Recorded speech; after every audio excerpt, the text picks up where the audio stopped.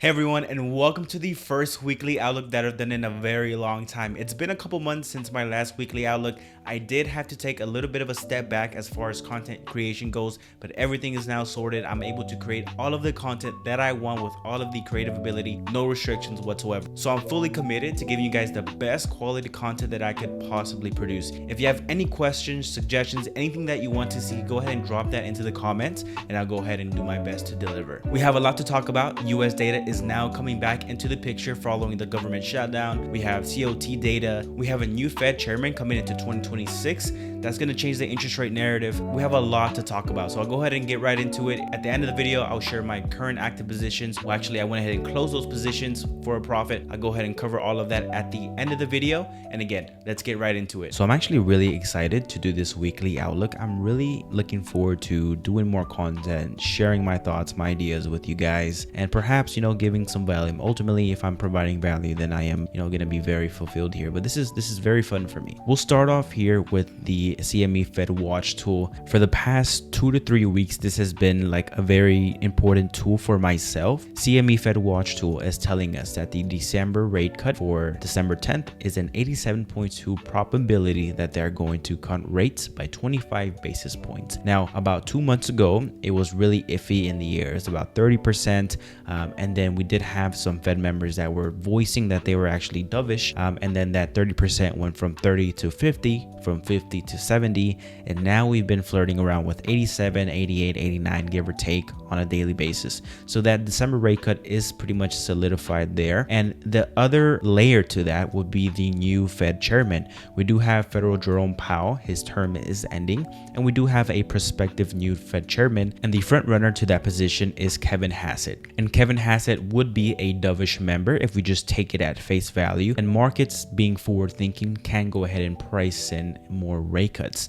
Now, the new chairman doesn't come into the picture until 2026, but for now, I'm dollar bearishness at the moment. I was waiting on the COT data, so we can go ahead and look at here. This just came out as of about an hour ago, and we did get some US dollar selling. Now, because of the government shutdown, COT data is now coming back like double pace here, so we're gonna get 2 a week, I believe, if I'm not mistaken. And so we got this one here for today. We do see that the US dollar was being sold right. It's at the bottom of this list here. This is going to be the weekly buys and sells. So this is like more recent, and the top right here, the top bar, that's going to be more longer term positioning. We did see that US dollar did get sold.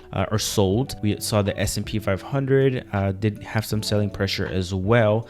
Really look at this gold. Gold's net position is 204,000, and it had a 4.53% net change. That's pretty interesting. So we do see gold up there at the very top. Now, what you're seeing here on my screen, this chart or this terminal is called the Edge Finder. It's a tool that I use. I've been using it for many years now. It's something that I use to go ahead and make my trading decisions. I am a macro trader. I take macro into consideration, like what moves the markets. In my opinion, it's what I believe. And because I'm a swing trader, I'm catching these broader moves. These macro shifts or the macro landscape definitely does affect my trades. So what it does is it compiles all of the relevant data points. It gives it to me in this easy to understand visual, and I go ahead and trade off of it. So for example, if I go to the top setups page, which is probably one of the main pages here, you see that there's lots of currency pairs. You have the DAX as well. You have your commodities, your metals, everything that you can think of, equity indexes, all that stuff. I trade currency. So if you look at US dollar here, for example, it's giving a very bullish score. If you go ahead and look at a euro dollar chart, you can see that the euro dollar chart on a daily time frame, let's go ahead and look at this here, is trending up since November 25th, right? So I like to use this thing. It's not a timing tool by any means, but it definitely gives me a good score as to where macro is leaning. I'll go ahead and explain it just a little bit here briefly. But euro, US dollar, in currency world, things that move currencies would be like the economic health, so GDP, your PMIs, your retail sales. You have your inflation data like CPI, PPI, PCE. You have your labor data as well, like your employment change, unemployment rate, and then you have your interest rate, like the actual base interest rate for the country. What this does is it compiles all of that data for you automatically, and then it gives you a score. Now, to add another layer of confusion, in currencies, you're trading two economies at a time, hence the name currency pair. So you're not just trading the euro, you're also trading the US dollar. So imagine having to compile all of the data sets for the euro and then the US dollar.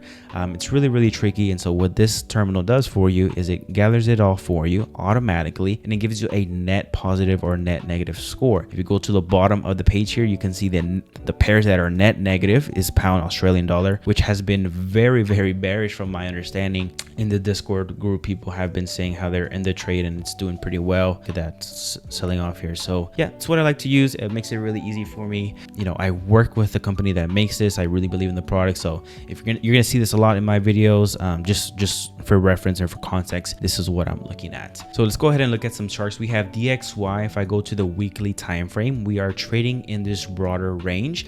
If you scope in or zoom in a little bit here, if you put this fib from low to high, you can see that from the bottom of this range to the top of this range, we reached that 38.2 retracement level. I wanted to go ahead and trade it down lower to the 0.50 and the 61.8% retracement level. It is still a possibility. In fact, that's what I'm going to be looking for going into the next week here. But I did close out my positions because we were flirting around here. I didn't want to have that overnight risk, and the trades that I was in were actually negative carry trades. So I was paying the brokerage to be in the trade. I'll go more into that later in the video, but the dollar is at this level, and considering that we have the December rate cut on the horizon and we also have a Fed member that would be pretty dovish. I would like to ideally see dollar index go down to the 50, the 61.8, but ideally the best case scenario, in my opinion, I would love to see the dollar head back to this 96 territory. You can see that dollar index bounced off of here once, twice, and potentially a third time if we do revisit that level, and that would be a great risk to reward trade in my opinion. Ideally, I can get in right there and trade this thing back up to this 100 handle or perhaps beyond that, and collect some positive swap in the trades that I do. So for every day that I hold that trade overnight, the broker will be paying me a positive swap. Now, what I mean by positive swap, right? That sounds pretty crazy, but you can actually collect income while you're trading currencies. I'll explain it very well with the dollar yen. Highlighted here, you see that the base currency rate for US dollar is 4%. That's the interest rate in the US. And then you have the quote currency, which is the JPY, the yen. It's paying about 0.50%. Now, if you subtract the 0.50 to the 4, you get the spread, which is 3.50%. That is called the interest rate divergence. So if you buy USD and sell yen, you will actually be paid that interest rate differential. And that's what causes, you know, these big trends in forex trading, right? If you look at dollar yen here, you can see that we've been trading upwards here, and now that spread is expected to narrow. So that's why we're getting this choppiness here. If it continues to narrow and it becomes flat, I'll be very interested to see what happens to dollar yen.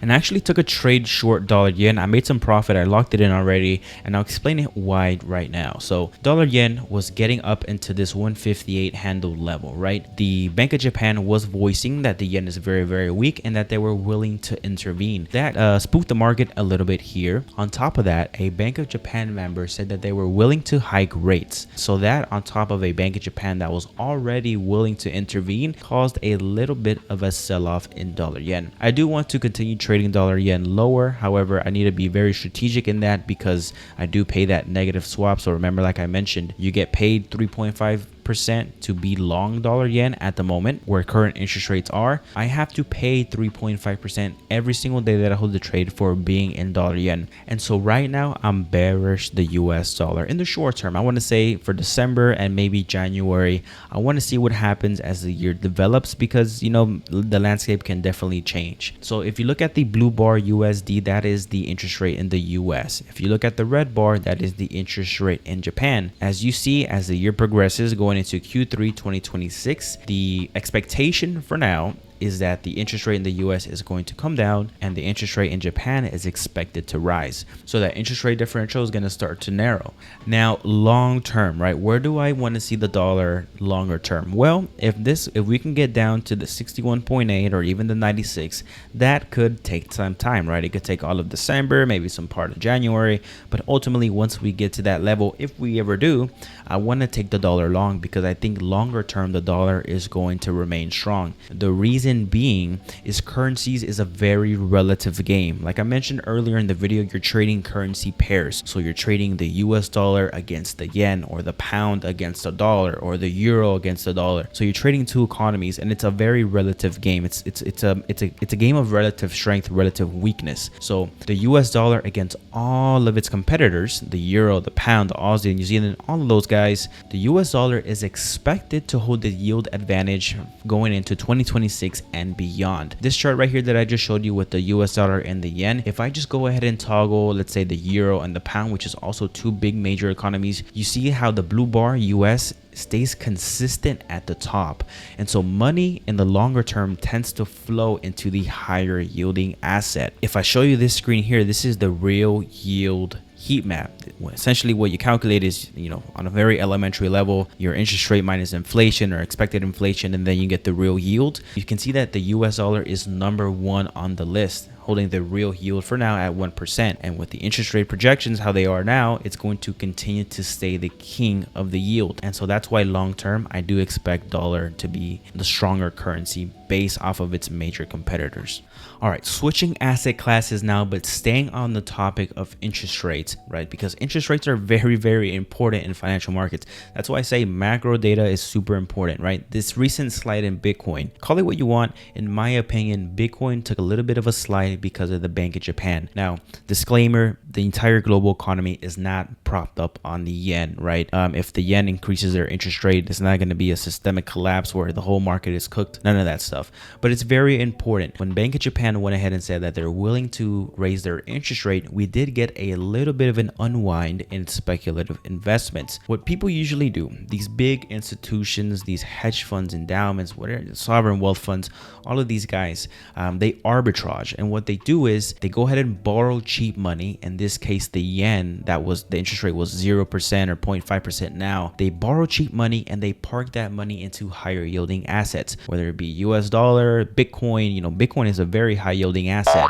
And so they can get that arbitrage opportunity. And so the spread of the interest rate, they collect it. When interest rates in Japan rise, that borrowing cost becomes more expensive. They have to unwind those trades. And so in my opinion, that's why we got a little bit of a slide in crypto. If we continue to see perhaps some more interest rate hikes in Japan, we could see potentially a little bit of a deeper decline in there. Now, why not a crypto fall to zero? Well, because like I said earlier, the whole global system is not backed up on Japan. I would like to see first and foremost what happens at the 70,000 level. If we do hit it, in my opinion, that could be a good level of support, right? Where we put sellers and buyers to the test. Previously resistance, and then we broke out, we come down here and we've touched it, and then we bounced off of that. That's support. So we'll see if this acts support as well. Equities, we'll start off with indexes here are doing awesome, right? On the prospects of more interest rate easing. Companies, they want lower interest rates. They can borrow more cheaper, they can expand, they can grow, all that good stuff. NASDAQ 100 doing pretty well. The S&P 500 doing pretty well as well. We're getting close to those all-time highs.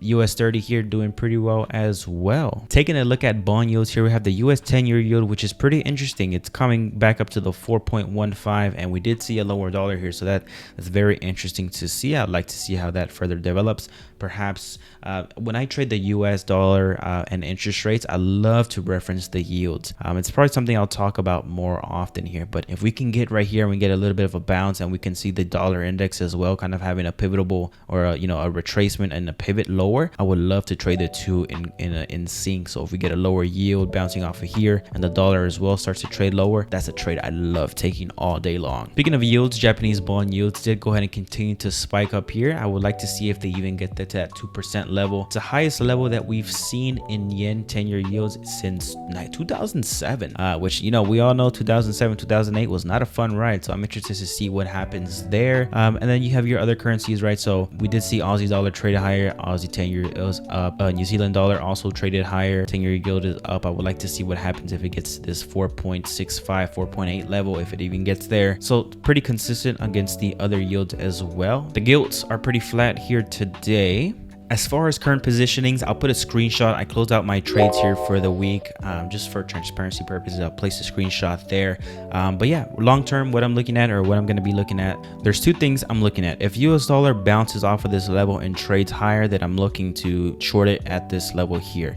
Ideally, that's not the case. Perhaps we continue to chug lower, and I would like to accumulate some buys in these areas. So I might even do a dollar cost average approach. I'm very flexible in that sense, especially if I'm getting positive swap. If I'm getting positive swap, I don't mind being in a little bit of drawdown. So perhaps I'll take a stab at the 50, at the 61.8, and then ultimately, ideal scenario, it will be right in this area here. So that's going to be my plan for dollar index. I'll be monitoring that as well. I will be making videos throughout the week just so you guys can have a little bit of an update, or if I do make a change or place a trade, you guys know why and the context behind it. Thank you guys so much for watching this weekly outlook. Super fun, super excited to create this one. I'm looking forward to the next ones to come. Again, any content that you guys want to see, drop it in the comment section. I'll be more than happy to deliver. Thank you guys for watching. Have a blessed rest of your day. And like always, trade safely. Bye-bye.